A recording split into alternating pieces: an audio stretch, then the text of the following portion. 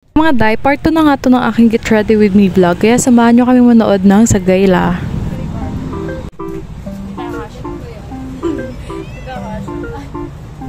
Natatawa nga kami dyan kasi parehas kaming maliit lahat kaya hindi kami kasya dyan sa daanan. Lalo't na't nagkatabi pa tong dalawa kong pamangkin. Medyo malapit nga lang yung papanooran namin kaya naglakad-lakad na lang kami para exercise din. Kahit sa totoo hindi naman talaga kailangan. Charis. Nagpapapap nga na truck kaya sumayaw-sayaw din itong pamangkin ko, ang kulit. Ayan, nadaanan niya din namin itong ginagawang kondo ata to. Wala lang, dinaanan lang namin.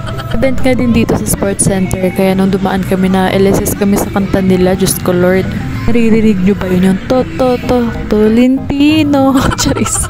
English po kining dollar nga tong aming pamangkin na si Zion. Kaya sabi niya, wasp daw yung light na yan. Kaya sabi namin, ilaw lang yan yun. Just light yun. Baka naman. Tolentino. Charing. Sure nga ako dyan sa I Love Marikina kasi wala to sa Negros eh. Syempre sa Marikina lang kasi to. Agard na nga ang lola mo pero go pa rin kasi ginusto natin to. Nga kami sa simbahan mga bebs kasi sa harap nito madaming kainan like food fork ata. Tapos ayun kung may tawag ata dito hindi ko lang alam kung ano. Nakakalimutan ko daw ngayon.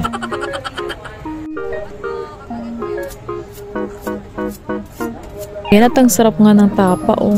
Parang gusto ko nga sabihan si kuya na tapyasan niya din yung bilbil ko tsaka braso ko. Charis.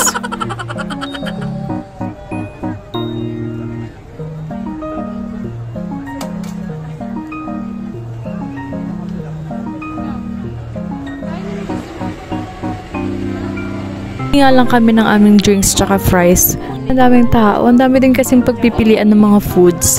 Donut, shawarma, ice cake, milk tea, halos lahat. Ang dami. Ang daming pagpipilian. Ang mauupuan dyan. Kaya pagkatapos namin bumili, pumunta kami sa gilid ng simbahan at doon kami naghanap ng aming mauupuan. Doon na din namin kinain yung mga pinamili namin. Alam mo naman, ang daming binili no? Char. Ganda nga ng lighting sa side na yan, kaya kitang kita yung aking bilbil tsaka braso, Kumain na nga muna kami at tumambay na din muna. 7 PM na nga to mga bebs, pero hindi pa yan nagsastart yun sa gala. Diyos ko, Zion, tagal. Kaloka pa nga si Zion dyan mga bebs kasi may nagwawala kasing bata dyan. Sabi niya, oh, there's a drama here. Parang ganun yung pagkasabi niya mga bebs, buti na lang hindi narinig ng nanay. Visit. Loko-loko ko nga siya dyan mga bebs. At sinasabihan ko siya mag-vlog kaming dalawa at sabi niya ayaw niya daw, gusto niya daw na siya lang yung cameraman. Kaya sabi ko try niya munang mag-practice.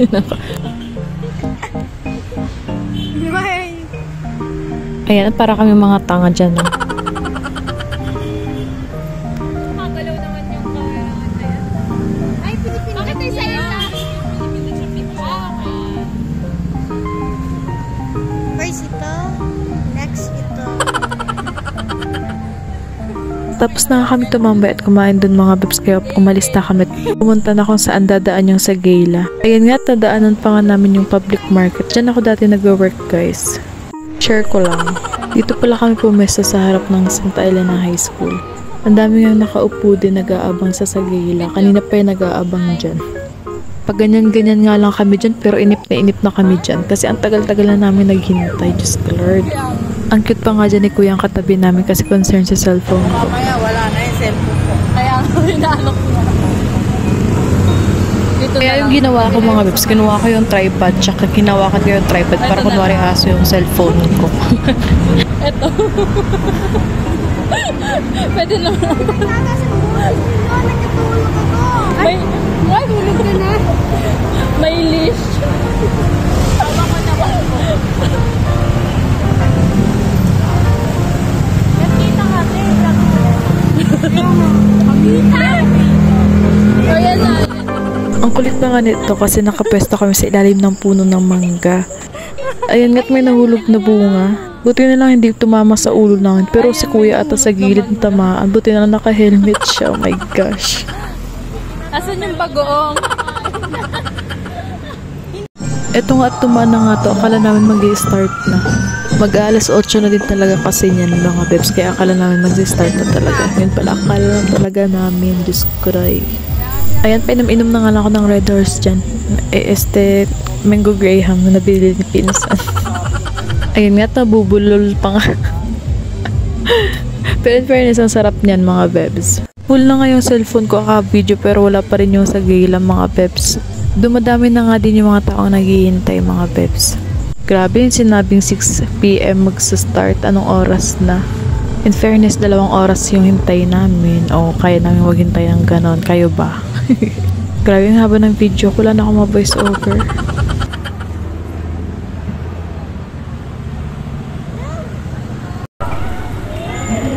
Sa wakas, ayan na nga, mag-i-start na nga at nagpaparade na sila.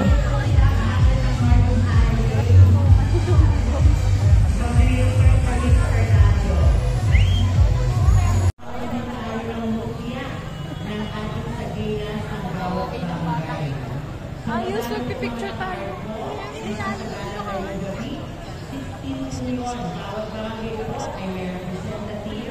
Tapos may pulubi dito. Fast forward nga mga Zay at tapos na nga din sa wakas ang Sagayla. Yay! Separate video ko pala in-upload yung Sagayla guys. Kasi ang dami-dami kasi nila. Mga 50 ata silang mga Sagayla. Nauna na pala yung pinsan ko tsaka yung anak niya umuwi kasi tapos naman na. Kami nagpaiwan pa kasi akala namin meron pa. Wala decision kami. Tapos napag-desisyon din namin na maglakad-lakad na lang pa uwi para magbaba ng aming kinain. May wala pala kaming pamasahe. Charis. Ayun at hindi pa nga natapos yung event dito sa sports center. Tapos yung parang host nila yung si Epi ba yun? Yung anak ni Dolphy. Ayun, pakinggan nyo yung boses. Parang boses niya kasi. Basta yun na yun. At nakita pa nga namin ito yung mag-inawan. Dito pa nga sila. Nagkaabutan pa kami sa sports center.